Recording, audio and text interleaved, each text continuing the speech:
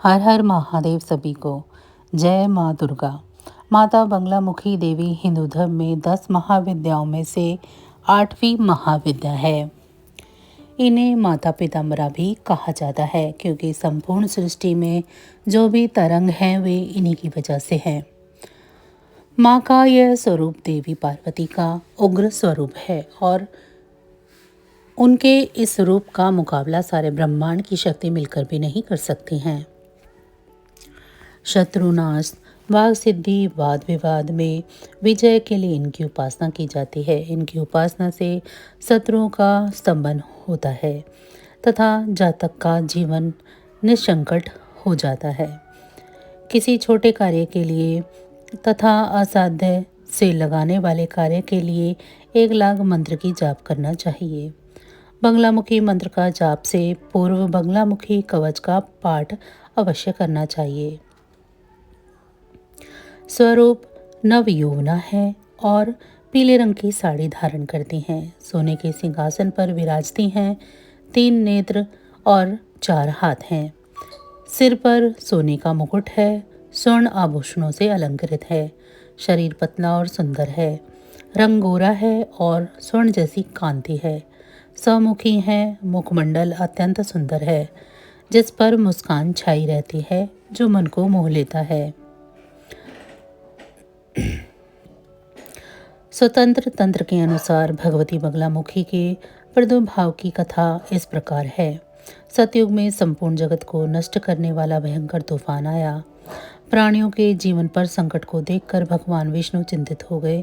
वे सौराष्ट्र देश की हरिद्रा सरोवर के समीप जाकर भगवती को प्रसन्न करने के लिए तप करने लगे। श्री विद्या ने उस सरोवर से बंगलामुखी रूप में प्रकट होकर उन्हें दर्शन दिया तथा विध्वंसकारी तूफान का तुरंत स्तंभन कर दिया। बंगलामुखी महाविद्या भगवान विष्णु के तेज से युक्त होने के कारण वैष्णवी है। मंगल युग चतुर्दशी की अर्धरात्रि में उनका प्रादुर्भाव हुआ था। श्री बंगलामुखी को ब्रह्मशास्त्र के नाम से भी जाना जाता है। माँ बंगलामुखी की साधना करने के लिए सबसे पहले एकाक्षरी मंत्र हेम की दीक्षा अपने गुरुदेव के मुख से प्राप्त करें। एकाक्षरी मंत्र के 1,10,000 जाप करने के पश्चात क्रमशः चतुराक्षरी, अष्टाक्षरी, उनराक्षरी, छत्तीसाक्षरी, मूल मंत्र आदि मंत्रों की दीक्षा अपने गुरुदेव से प्राप्त करें एवं गुरु आदेश अनुसार मंत्रों का जाप संपूर्ण करें। एक बार अपने यह साधना पूर्ण कर ले तो इस संसार में कोई भी ऐसी वस्तु नहीं है जिसे आप प्राप्त न कर सकें। यदि आप भोग विलास के पीछे दौड़ते हैं तो आपकी यह दौड़ कभी भी समाप्त नहीं होगी। लेकिन यदि आपका लक्ष्य प्रभु प्राप्ति होगा तो भोग विलास स्वयं ही आपके दास बनकर आपकी सेवा करेंगे। मानव जन्म बड़ी मुश्किल से प्राप्त होता है, इसे व्यर्थ न गंवाएं। हम सभी जानते हैं कि संसार में कुछ भी साथ लेकर नहीं जाएंगे। यदि आपने यहाँ करोड़ों रुपए भी जोड़ लिए तो वो भी व्यर्थ ही है। जब आप उस परमात्मा को प्राप्त नहीं कर लेते, उस परमात्मा की शरण में जो सुख है वह सुख इस संसार के किसी भी रोग भोग विलास में नहीं है।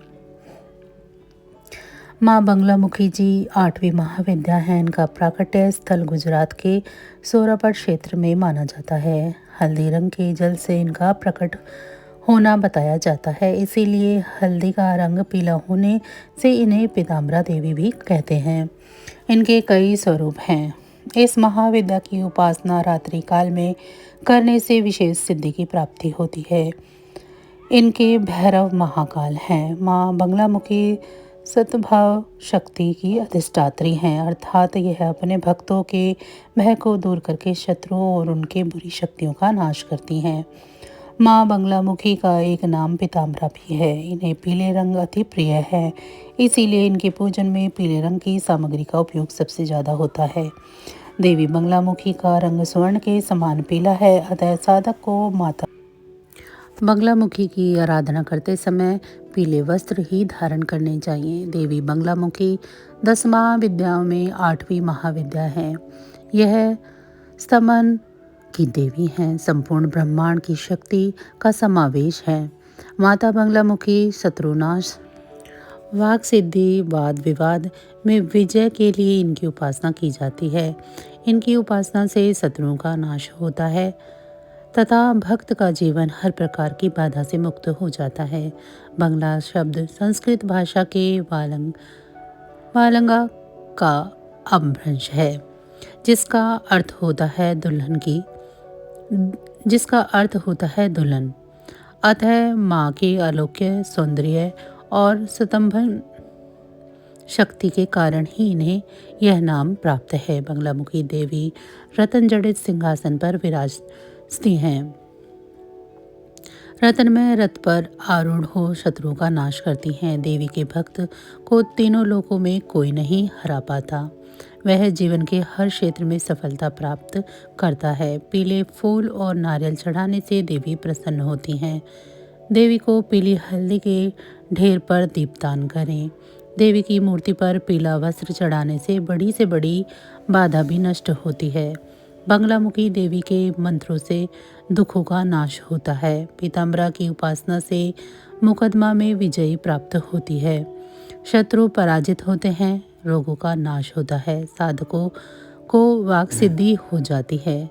इन्हें पीले रंग का फूल, बेसन एवं घी का प्रसाद, केला, रात रानी के फूल विशेष प्रिय हैं। पीताम्बरा का प्रसिद्ध मंदिर मध्य प्रदेश के दतिया और नालखेड़ा जिला शाजापुर और आसाम में कामाख्या में है। तो बस आज की जानकारी इतनी ही थी। फिर मिलेंगे हम आपको ऐसी ही किसी अन्य जानकारी के साथ अगली वीडियो में। तब तक अगर आपको मेरी ये जानकारी अच्छी लगी है तो वीडियो को लाइक करें। चैनल को अभी तक सब्सक्राइब नहीं किया है तो चैनल को सब्सक्राइब कर लें। भगवान भोलेनाथ की कृपा दृष्टि आप सभी पर सदैव बनी रहे। आप सभी का बहुत बहुत धन्यवाद।